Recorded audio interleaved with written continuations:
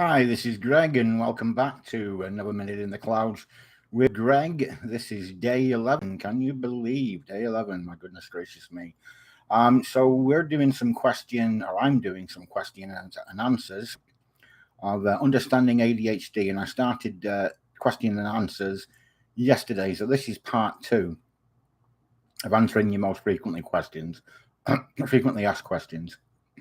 As I said, we've been doing an exploration into ADHD, hoping to shed some light on the condition. Welcome to day 11. ADHD, or Attention Deficit Hyperactivity Disorder, affects millions of people worldwide, but there's still a lack of understanding and misconceptions surrounding the condition, and they can create barriers for people who've got ADHD and prevent them from receiving proper care and the support that they deserve, that we deserve.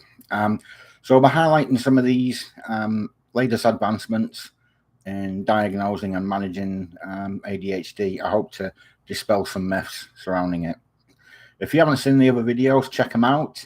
There'll also be accompanying articles that accompany these videos over on gregscloud.com, where I go into more details oftentimes. And if you're new to the channel, welcome. I'm glad that you're here. If you like these videos, consider subscribing to the channel. Hit the bell if you'd like to be notified when I post more content. It's not always easy to create when you've got ADHD, brain injuries, things like that. So any comments, likes, and feedback that you want to throw my way is greatly appreciated. Let me know how I might make these videos better, and let me know in the comments what kind of content that you'd like to see, and I'll try and make that happen. So let's dive into the world of ADHD. So here's some of the questions that people have asked. What other conditions commonly exist with ADHD? And we went into this a little bit yesterday. And just for some background, over 2/3 of people with ADHD have at least one coexisting condition, and that can cause additional problems if left untreated. Certain disorders such as oppositional defiant disorder, conduct disorder, mood disorders, anxiety tics, Tourette's syndrome, learning difficulties, sleep disorders, substance abuse, those things can coexist with ADHD. And some facts surrounding that: about 40% of the people with ADHD have oppositional defiant disorder. They characterize that by arguing or temper outbursts, refusing to follow rules and things like that. Conduct disorder occurs in about 27% of adults, 45 to 50% of adolescents, and 20 to 25% of adults, involving aggression and destructive behaviors. About 38% of adults with ADHD have a coexisting mood disorder, and that could include depression, bipolar. Up to 53% of the adults with ADHD might have anxiety disorder, leading to excessive worry and stress, and less than 10% of those with ADHD have tics. So it's not a whole lot. Tourette's syndrome, but 60 to 80% of those with Tourette's have ADHD as well. Up to 50% of children with ADHD have coexisting learning disorders such as dyslexia. 1/4 to 1/2 of children with ADHD may have sleep disorders, which make the ADHD symptoms worse. And youth with ADHD are at an increased risk of early cigarette use, alcohol and drug abuse, but stimulant treatment, which is the kind of the go-to stimulants for treating ADHD, might reduce illegal drug use. A lot of the time, people are trying to self-medicate. The diagnostic process for ADHD must consider any other possible conditions that exist during ruling it out to make sure that it's not something else. You can get more information of that over on CHADD's website, and that's Children and Adults with Attention Deficit Hyperactivity Disorder.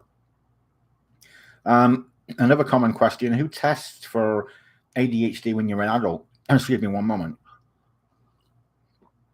Cheers to you. ADHD diagnosis, it involves gathering information from different sources. It has to meet specific criteria. including symptoms that might have been there in childhood and things like that. It's not always easy to report feeling, how you've been doing. So as an adult, what might be helpful is if you've got any report cards from school, if you've got, a loved one, a spouse, a family member, someone who, can maybe help you, with that. To diagnose ADHD in adults, has to be a qualified healthcare professional, obviously, in treating people over 17, such as a psychiatrist, a neurologist, primary care physician, although now, a lot of the primary care physicians won't do the diagnosis now, clinical psychologist or a clinical social worker. And actually a child psychologist can do that as well, a child psychiatrist. They don't just treat children. Oftentimes they're kind of more clued in on what's going on. Psychological tests like symptom checklists, behavior rating scales, may use things like that during the procedure. For a medical history, a physical exam can help rule out other conditions that might mimic ADHD. Open communication with the doctor about symptoms, experiences, and challenges is very important to get a good diagnosis. Major issues might be experiencing at work or school or home life. Typically look at those things when doing a diagnosis, and usually symptoms must have started in childhood. That's why report cards can be helpful as well, even if they didn't present the same then as they do now. And involving parents, partners in the discussion can also be a help. They can provide insights, as I said earlier. Providing relevant records such as work evaluations might be good, performance reports and stuff like that. School test reports, they could help. Because ADHD can manifest as hyperactivity, impulse type, or inattentive type, or a combination of both. So, having that information is helpful. The treatment for ADHD might involve a combination of medication and therapy. Good source to learn more about is WebMD, ADHD in adults. When looking at deciding if a child's got ADHD, that's a multi-step process. There's no single test for diagnosis, and usually it's on background how the reporting. Healthcare providers use the DSM-5 to determine the criteria, rule out other conditions.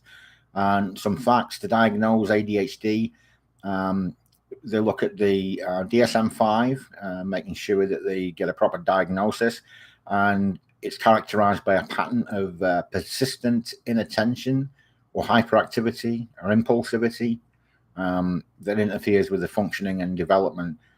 Inattention symptoms could be lack of focus, trouble being organized, forgetting, distraction very easily. Oh, a squirrel, yeah.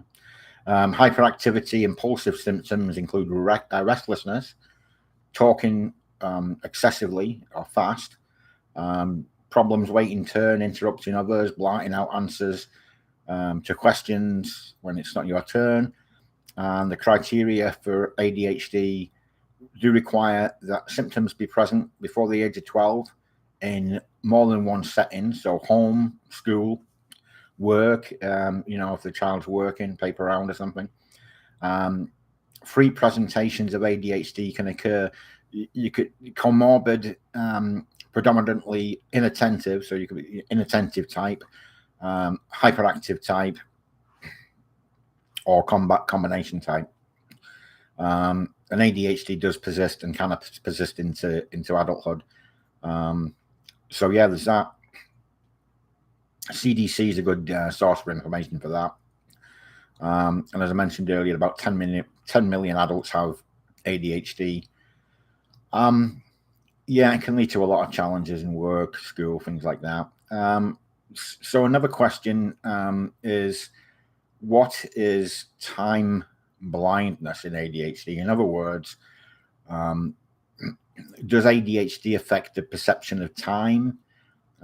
Time blindness, what do people with ADHD do as far as time? Do we perceive time differently?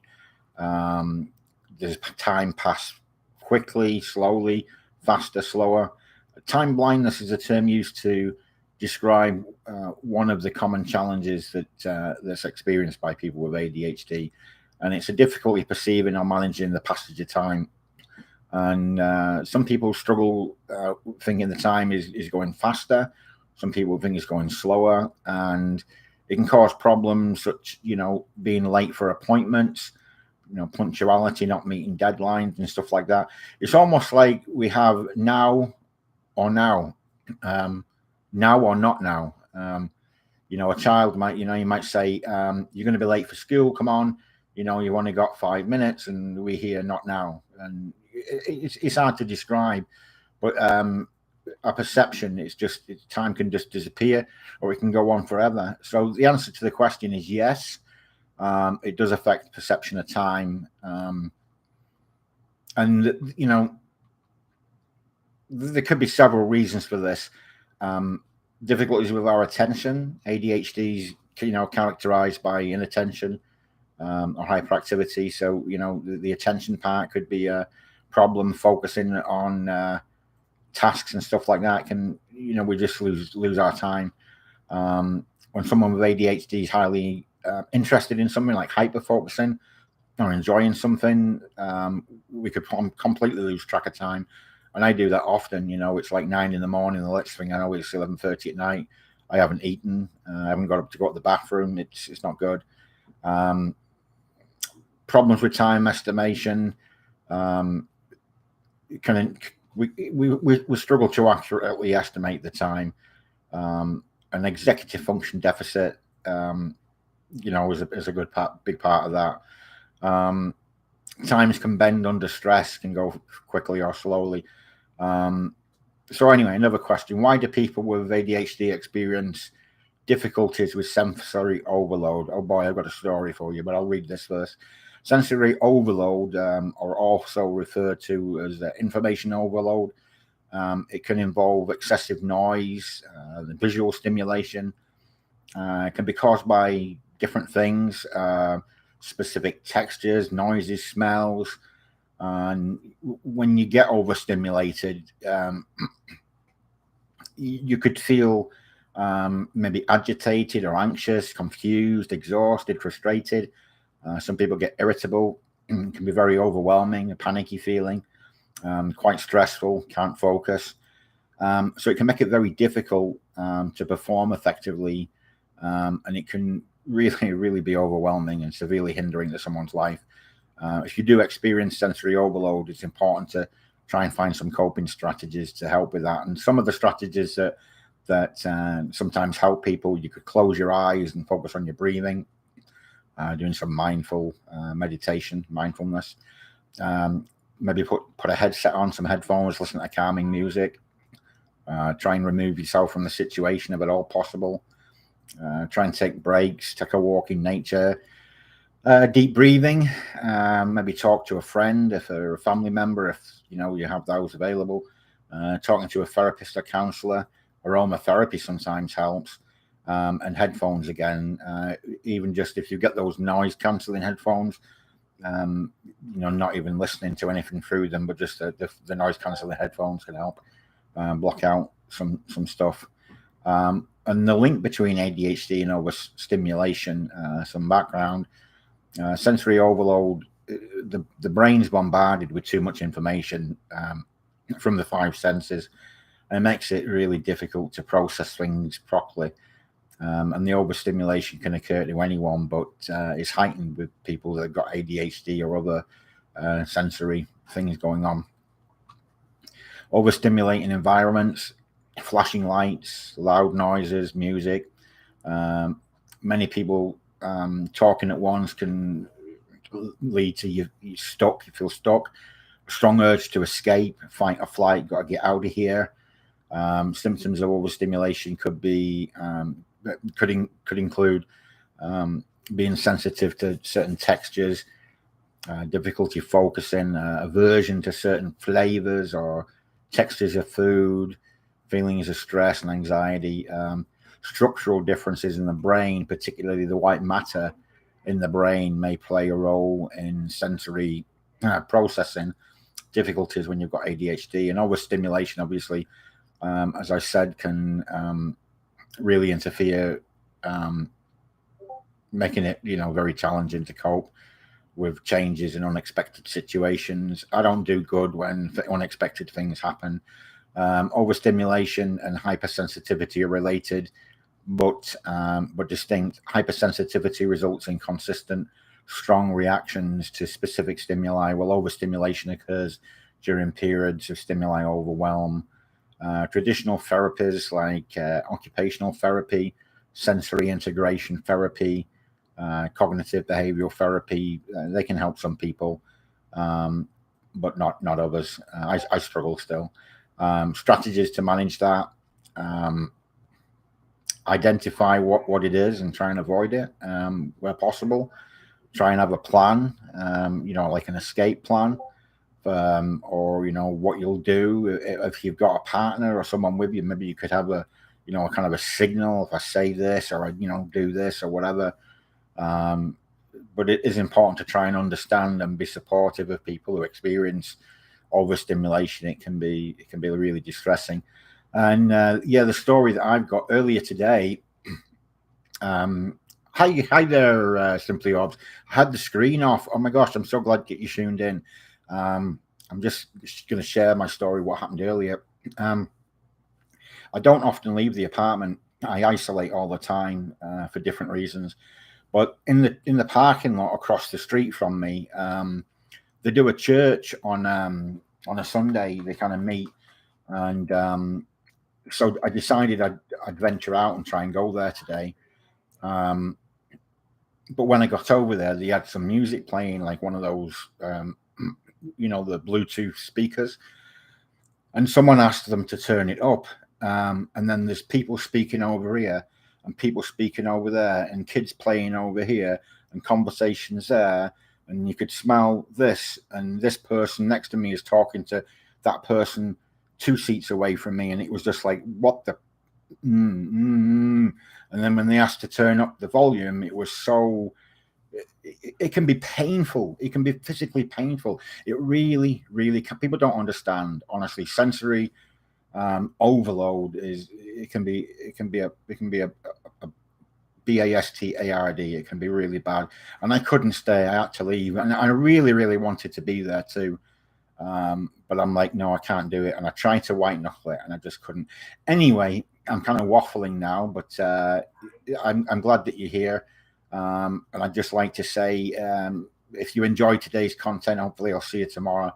And I'll end it with that. And as always, take care of your mind. Thank you so much indeed. Love you guys. Bye for now.